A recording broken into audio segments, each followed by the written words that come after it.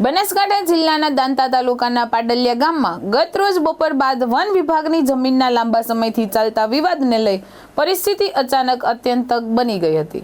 One વિભાગ અને police વિભાગની સંયુક્ત ટીમ પર સ્થાનિકોના ઉશ્કેરાયેલા ટોળાએ ભીષણ પથ્થરમારો અને તીર કામઠાથી હુમલો કર્યો હતો, જેમાં પોલીસ અને ફોરેસ્ટ વિભાગના કુલ 47 કર્મચારી અને અધિકારીઓ ગંભીર રીતે ઇજાગ્રસ્ત થયા હતા।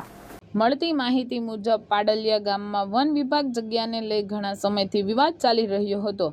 આ વિવાદના સમાધાન કે કાર્યવાહી માટે જ્યારે પોલીસ અને ફોરેસ્ટ વિભાગની ટીમ ગામમાં હાજર હતી, ત્યારે અચાનક સ્થાનિકોનું એક મોટું ટોળું ખસી આવ્યું હતું અને ટીમને ઘેરી લઈ પથ્થરમારો શરૂ કરી દીધો હતો।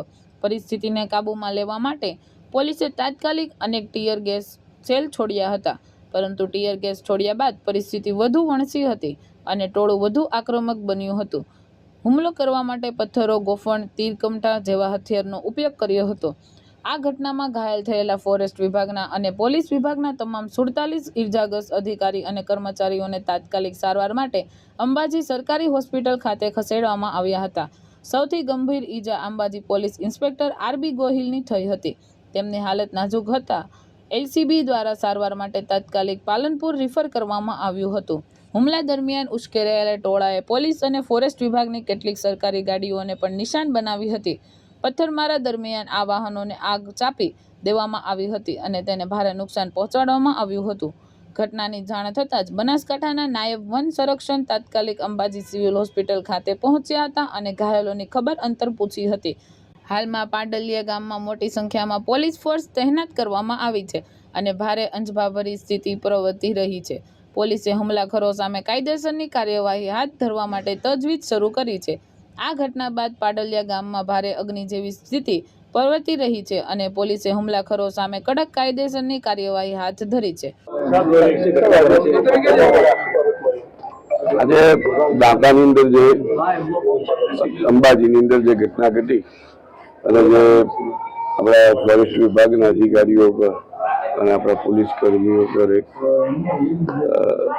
હુમલો થયો કે જે બી ઘટના ઘટી હતી અંદર જે લોકો ઘાયલ થયા છે એ લોકોની ખબર અંતર પૂછવા માટે એમની ટ્રીટમેન્ટ વ્યવસ્થિત થાય એટલા માટે આજે એમની મુલાકાત આવી।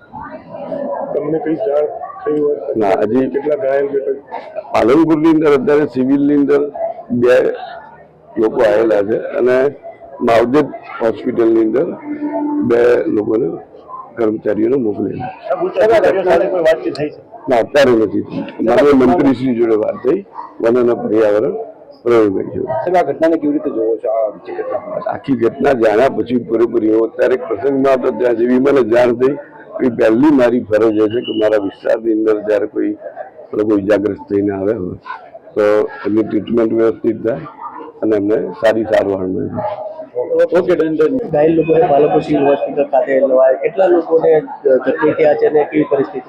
ત્યાં આગળ સ્થળ ઉપર તો વધારે લોકો જખમી થયા છે, પણ મોટાભાગના લોકોને ત્યાં લોકલ પીએચસીમાં કે સીએચસીમાં સારવાર આપીને રજા આપી દેવામાં આવી છે એવું લાગે છે। અમુક દર્દીઓને કંઈક માવજત હોસ્પિટલમાં લઈ ગયા છે અને 2 દર્દી અત્રે બનાસ મેડિકલ કોલેજને જનરલ હોસ્પિટલ પાલનપુર ખાતે લાવવામાં આવેલા છે। બંને દર્દીને માથામાં વાગેલું છે અને એમને હેડ ઇન્જરી માટે સીટી સ્કેન ને બધું કરાવ્યું છે, ઉપરાંત ટાંકા પણ લઈ લીધેલા છે અને સીટી સ્કેનની અંદર રિપોર્ટ નોર્મલ આવે છે। બંને દર્દીઓ ખતરાથી બહાર છે।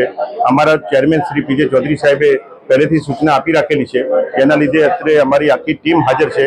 નર્સિંગ સ્ટાફથી માંડીને બધા જ ડૉક્ટરો, સર્જન, ઓર્થોપેડિક સર્જન, ફિઝિશિયન અને એનેસ્થેસિયા સ્પેશિયાલિસ્ટ બધા અહીંયા હાજર છે। જીતુ સોલંકી, દ્રષ્ટિકોણ ન્યૂઝ, બનાસકાંઠા।